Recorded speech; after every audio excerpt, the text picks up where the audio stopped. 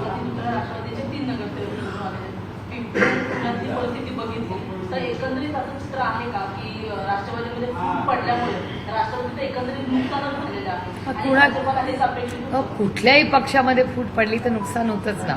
आमचं झालंच, अर्थातच झालं. म्हणून तर त्यांनी फूट पाडली नाही तर कशाला पाडली असते.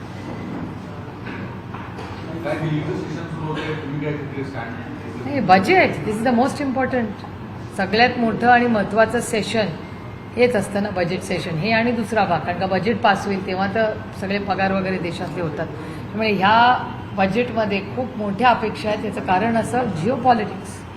आणि आता भारत सरकारने, म्हणजे मी अनेक वेळाही म्हणलेले, मी निर्मलाजींनाही विनंती केली होती की माननीय प्रधानमंत्र्यांनी एक स्पेशल सेशन फक्त जिओ पॉलिटिक्स आणि त्याचा आपल्या इकॉनॉमीवर होणारा इम्पॅक्ट आणि टॅरिफ्स. अजून बघा, टॅरिफ्सवर कुठलाच निर्णय झालेला नाही. आणि चिंता अशी आहे की ॲग्रिकल्चर प्रॉडक्ट्सबद्दल काय स्टँड असणार.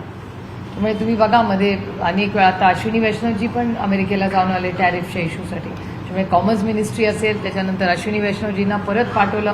प्लस आपले बायलॅटरल्स तर चालूच आहेत त्यांच्याबरोबर MEAच्या थ्रू. त्याच्यामुळे हा इश्यू खूप कॉम्प्लेक्स होणार आणि पुढे आपल्या इकॉनॉमीला तो कसा इम्पॅक्ट करेल हे कुणालाच माहिती नाही. Markets are very unpredictable. जिस तरीके से लोकल बॉडी इलेक्शन में जो चुनाव हुए हैं, राष्ट्रवादी कांग्रेस पार्टी को रिजल्ट आए हैं, उसमें चीज़ों का किस तरीके से? नहीं, हमको आत्मचिंतन करना पड़ेगा कि इतने वोट्स हमें कम क्यों मिले. हमको we have to go back to the drawing board. फिर से शुरुआत करनी पड़ेगी कि आगे कैसे जाना है, कहाँ हम कम पड़े, क्या कारण है, सबका होमवर्क करना पड़ेगा. और साधारण आप देखें तो हर राज्य में जो सत्ता में होते हैं ना, उनके ही लोकल बॉडीज इलेक्शन में जीत होती है. वो तो एक बात है, फिर भी वो वास्तव है. लेकिन फिर भी हमको वापस ड्राइंग बोर्ड पे जाके आत्मचिंतन करना पड़ेगा कि ऐसे क्यों. आपने महाविकास आघाड़ी का भी जिक्र किया कि आपने अगर वो साथ में रहते बेनिफिट. नहीं, हम तो थे कांग्रेस, शिवसेना और हम तो साथ में थे ही. कांग्रेस हमारे साथ नहीं. और संजय राउत साहब हो, उद्धव जी हो, मैं खुद हो, हमारी बहुत कोशिश रही कि कांग्रेस पूना, पिंपरी चिंचवड और मुंबई में हमारे साथ जाए. ऐसे हुआ नहीं. टोटल पॉलिटिक्स की हम बात कर रहे हैं. यहाँ पर मेयर चुनाव को लेकर कई तरह हमारी टीम अभी भी कंफ्यूज लगती हुई नजर आ रही है. किस तरीके से देखते हैं? नहीं, बाकी उनकी महायुति भी कंफ्यूज ही है ना. हम थोड़ी कंफ्यूज है, वो भी कम कंफ्यूज है. इतने सत्ता में है फिर भी वो भी कंफ्यूज ही है ना. महाराष्ट्र का हर पार्टी कंफ्यूज है, हर अलायंस कंफ्यूज है पार्टी से ज़्यादा. डिमांड की ओर से कई अलग अलग से बयानबाजी सामने आई है, जिसको लेकर अब बताया जा रहा है कि हरा रंग हर तरफ दिखना चाहिए या पोलराइजेशन करने का प्रयास कमांड कर रहा है और इसका ज़्यादा बेनिफिट और आने वाले इलेक्शन में उनको हो सकता है. क्या आपकी राजनीति का नहीं, कह नहीं सकते क्योंकि हर तरह वोटिंग पैटर्न अलग रहा है महाराष्ट्र में. ऐसे वन साइज फिट्स ऑल नहीं हुआ है. जैसे लोकसभा में 1 वे वोटिंग हुआ और विधानसभा में 1 वे वोटिंग हुआ. कॉरपोरेशन में हर एरिया में अलग अलग मॉडल्स आ रहे हैं. तो मेरे ख्याल से 10-15 दिन में पूरा उसका एनालिसिस करके देखना पड़ेगा कि ये ऐसे डिसरप्शंस क्यों हैं. हर जगह स्टैंडर्डाइज वोटिंग नहीं हुआ है महाराष्ट्र में. प्रधानमंत्री ने कहा है, जब मुंबई OPMC के रिजल्ट आए तब उन्होंने आसाम में कहा कि लोगों ने बीजेपी को पसंद किया है. 29 राज्यों में से 25 राज्य ऐसे हैं जहां पर बीजेपी को पसंद किया है. 90% लोग जो है उससे ज़्यादा लोग बीजेपी को पसंद कर रहे हैं. कैसे देख रहे हैं उनके इस बयान को? और देखिए, देश के प्रधानमंत्री है, उनको बोलने का अधिकार है. लेकिन इस देश में 50% से ज़्यादा वोटिंग ही नहीं होता. तो 50% लोग तो वोट ही नहीं कर रहे इस देश में. उसमें से 30% या 20-25% उनको वोटिंग करते हैं.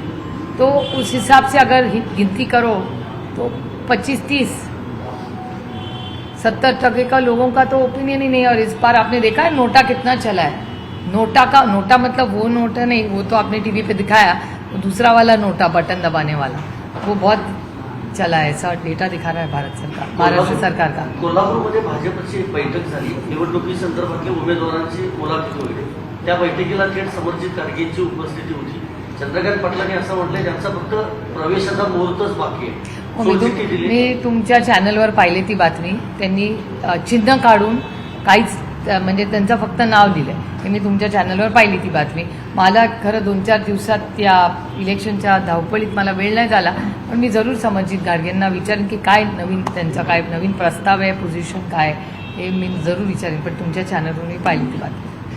UAE प्रेसिडेंट 3 घंटे के लिए नहीं आते हैं पीएम से मुलाकात, आप इस मुलाकात को कैसे देख रहे हैं? पता नहीं, इस बार मिश्री जी का स्टेटमेंट आया हुआ है, जियो पॉलिटिक्स में बहुत बदलाव रोज हो रहे हैं, तो मेरे ख्याल से जब हम दिल्ली जाएंगे तो पता चलेगा और मांगेंगे ज़रूर एक ब्रीफिंग भारत सरकार से कि जियो पॉलिटिकली क्या स्टैंड रहा है, भले टैरिफ्स हो या अपने चाइना के साथ हमारे नए रिश्ते हो, सब में पूछना पड़ेगा। और कल के विजिट का मिश्री जी का स्टेटमेंट भी आप ही के चैनल पे मैंने देखा। मेरे ख्याल से जब तक हम दिल्ली नहीं जाते और एमईए ब्रीफिंग नहीं करती तब तक पता नहीं चलेगा एग्जैक्टली क्या हुआ है। टैरिफ का आपने जिक्र किया, आने वाले बजट सेशन को कैसे देख रहे हैं, क्या कुछ उम्मीदें हैं? एक तो बहुत सारी उम्मीदें हैं, नहीं पता नहीं, अभी कह नहीं सकते ना, क्योंकि भारत सरकार का स्टैंड ही क्लियर नहीं आ रहा है। भारत सरकार का टैरिफ पे कॉमर्स मिनिस्ट्री ने क्या स्टैंड लिया है, या उसके बाद जब कॉमर्स मिनिस्टर दिल्ली जाके आए, अमेरिका जाके आए, उसके बाद अश्विनी वैष्णव जी भी गए। टीयर 2 टीयर 3 डायलॉग्स अगर सरकार कर रही होगी तो हमें तो पता है नहीं, तो एमईए को वही पता होगा, तो एमईए हमें ब्रीफिंग करेगी तो पता चलेगा। और जिस तरह से प्रेसिडेंट ट्रंप बात कर रहे हैं, तो टैरिफ्स का ऑलरेडी स्टैंड क्या है भारत सरकार का, ये तो बजट के सेशन में ही हम तो मांग करेंगे, हमें क्लियर एमईए की क्या पॉलिसी है, इस पर क्या उनका कहना है, उसकी मांग हम जरूर करेंगे सेशन में।